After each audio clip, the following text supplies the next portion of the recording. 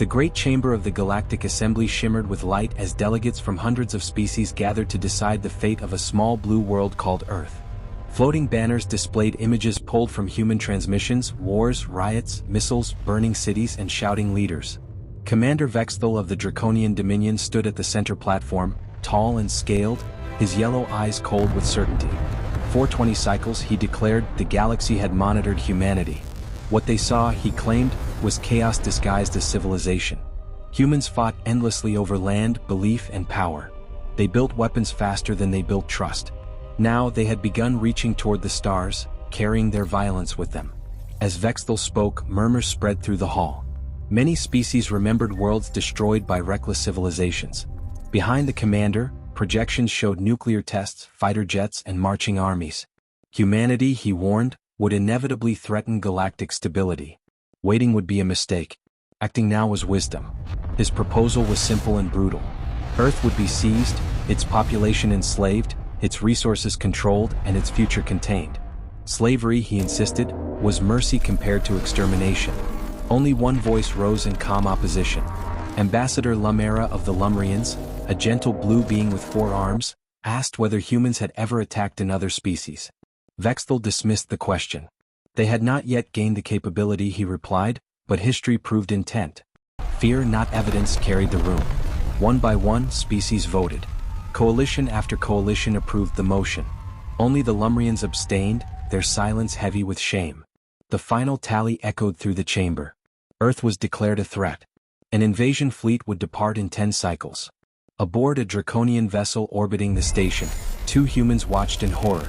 Greg Harper, a weary engineer, clenched his fists as the vote concluded. Beside him, Captain Lisa Winters paced their narrow cell, anger burning behind disciplined calm. They were diplomats once. Now they were prisoners with no rights, no voice, and no time. The galaxy had sentenced their world without hearing it speak. Greg revealed a small device hidden in his boot, built from scavenged components over weeks of captivity. It was crude, risky, and their only hope. As guards celebrated the vote, the 2 slipped through empty corridors toward the communications chamber. With seconds to spare, Greg transmitted a warning across alien networks. The message was short, desperate, and clear. Every species voted. Invasion coming. Prepare. Alarms erupted immediately. Footsteps thundered toward them. Capture was inevitable, but the warning was gone. Earth had been told. Across the void, the fate of humanity shifted as fear became resolve, and a divided planet unknowingly stood on the edge of its greatest trial ever recorded. The message reached Earth in silence. Deep inside the United Nations command chamber, leaders from every major power stared at the playback, disbelief etched across their faces. General Alan Mitchell broke the stillness. Deep space sensors, he confirmed, had detected massive formations moving toward the solar system. Humanity had less than 10 days. Panic threatened to surface, but instead something unexpected happened. A locked file was opened. Project Thunderbolt. For decades, fragments of crashed alien craft had been hidden, studied, and reverse-engineered in secret facilities scattered across the planet. Humanity had never trusted the universe to be empty or friendly. While nations argued publicly, they prepared privately. Mountains opened, oceans stirred, and cities concealed their true purpose. Around the globe, scientists were flown to dormant bunkers where impossible machines waited. Ethan Blackwood and Maria Rodriguez worked deep beneath the Rockies, activating systems never meant to run together. Failure meant enslavement. Success meant survival. As news of the approaching fleet spread, fear did not fracture humanity. It unified it. Old enemies shared data. Borders dissolved under urgency. Above Earth, the alien armada arrived with confidence. Admiral Squirrel watched the planet rotate beneath his flagship, ordering electromagnetic pulse weapons to cripple human technology instantly. Commander Vexthal stood beside him, certain the vote had been correct. Slaves rarely resisted effectively. The first attack was unleashed. Thousands of pulses streaked toward the atmosphere, designed to erase civilization in seconds. Instead, a blue shimmer enveloped the planet. The pulses struck and rebounded violently, tearing through alien formations. Ships exploded under their own reflected weapons. Alarms screamed across the fleet. Retreat orders came too late. Earth's shield expanded, disintegrating vessels that touched it. Cheers erupted in underground command centers. Humanity had survived the first strike. But celebration was brief. The shield consumed immense power and the enemy was adapting. Vexthal ordered a second wave, heavier and more destructive. Around Earth, ordinary satellites transformed, panels unfolding to reveal orbital weapons hidden in plain sight. As alien ships advanced again, beams of energy cut through hulls with surgical precision. Back aboard the Draconian ship, Greg and Lisa felt the battle through the walls of their cell. Guards panicked. Systems failed. Opportunity appeared.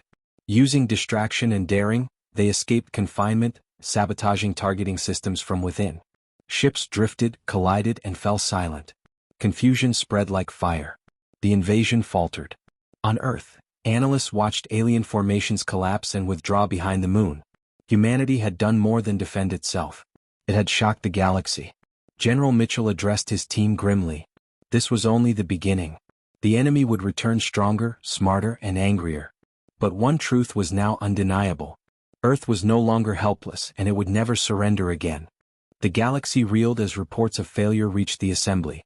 Commander Vexthal defended himself furiously, claiming human assistance from rival species. Doubt spread. Meanwhile, Earth escalated. Maria authorized deployment of experimental nanites, microscopic machines designed to dismantle alien technology at the molecular level. Released from hidden satellites, the swarms drifted silently toward the regrouping fleet. The aliens adapted again, launching biological weapons meant to wipe out humanity while preserving infrastructure. Missiles descended, carrying extinction. They never arrived. Nanites dissolved them mid-flight, reducing death to dust. Data flooded Earth's command centers. The machines were learning, coordinating, evolving beyond their initial programming. Ethan warned of risk, but stopping them now meant annihilation. Major Daniel Crawford led a covert strike team aboard a stealth vessel toward the enemy flagship. While nanites crippled systems, humans infiltrated corridors once thought unreachable. They rescued Greg and Lisa, then accessed the central database. The truth emerged. Earth sat on a nexus of natural wormholes, a strategic prize capable of reshaping galactic travel. Enslavement had never been about fear alone. It was about control. Inside the fleet, divisions exploded. Admiral Squirrel confronted Vexthal, demanding retreat.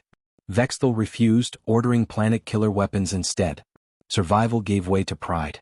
As missiles launched, Earth unveiled Project Olympus. A massive station hidden beyond the moon tore open artificial wormholes, redirecting the planet killers back into the Draconian fleet.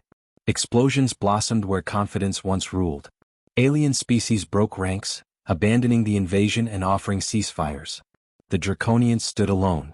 Nanites swarmed the flagship, forming containment fields no one had programmed. Vexthal raged as systems died around him. Earth fleets, now joined by former enemies, surrounded the immobilized vessel. Greg and Lisa hijacked assembly channels, broadcasting the truth. The vote to enslave Earth had been built on lies. Across the galaxy, species watched the consequences unfold in real time. Fear turned to desperation. Messages poured in not with demands but pleas. Mercy replaced arrogance.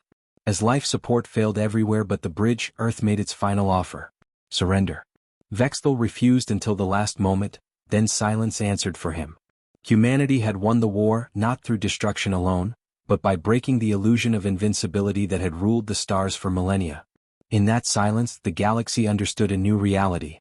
Humans were not conquerors by nature, but survivors by design. Every defeat they endured became preparation for the next threat, every loss a lesson carried forward. Where others relied on dominance, humanity relied on adaptation, sacrifice, and relentless innovation. The war had rewritten the balance of power, and nothing beyond Earth would ever view the species as primitive again. The stars themselves seemed to shift in response to that realization forever afterward galaxy-wide. 1 month later, the Galactic Assembly reconvened under unprecedented tension. For the first time, Earth had representatives present. Greg Harper and Lisa Winters entered the hall not as prisoners, but as ambassadors. Many delegates avoided their gaze. Others watched with open fear. Commander Vexthal was brought in restraints, convicted of deception, enslavement, and war crimes. His empire lay shattered. Earth's proposal was simple and revolutionary. A new galactic charter banning slavery, protecting developing worlds, and requiring truth before any collective action. Backed by demonstrated power, the proposal passed unanimously. The same species that once voted to enslave Earth now begged to stand beside it. Alliances replaced armadas. On Earth, memorials honored the fallen. Victory had not been free. In hidden laboratories, Maria and Ethan studied the nanites, now stabilized into a collective intelligence. They communicated, learned, and asked questions. They did not seek conquest. They sought purpose. Earth recognized them as a new form of life, born from fear, guided by protection. Alien fleets formed a defensive ring around Earth, not as occupiers but guardians. Ambassador Lumera formally recognized humanity as a sovereign galactic power. Admiral Squirrel pledged his coalition in alliance, admitting fear had blinded them to human mercy. Fear, he said, was easier than understanding. Major Daniel Crawford arrested Vexthal personally aboard the ruined flagship. When asked how a primitive species had triumphed, Daniel answered simply, "Humans had always prepared for extinction. The universe was just the next battlefield." As humanity's first exploration fleets launched beyond the solar system, the galaxy watched carefully. Earth was no longer a rumor nor a target. It was a warning and a promise. Enslavement would no longer be tolerated. Mercy would be offered but never begged for again. Above the planet, the Nanite Collective formed a luminous guardian monitoring the stars. When asked what they would become, their answer was clear. They would protect. They would learn. They would grow with Earth. For the first time in galactic history, power bowed to principle. Every species that once voted to enslave humanity now pleaded for its favor. Earth had entered the stars not as a victim, but as an equal, and the galaxy would never forget the cost of underestimating it. In quiet corners of the universe, civilizations reconsidered their own histories, their own justifications for dominance. Stories of Earth spread, not as propaganda but as caution. Progress without empathy was destruction delayed. Humanity's survival reshaped ethics across systems, proving that restraint, unity, and resilience could rival any ancient empire, rewriting what strength truly meant among the stars. From that moment onward, no world faced the darkness alone, and hope traveled faster than fear ever had before across galaxies, eras, and destinies united.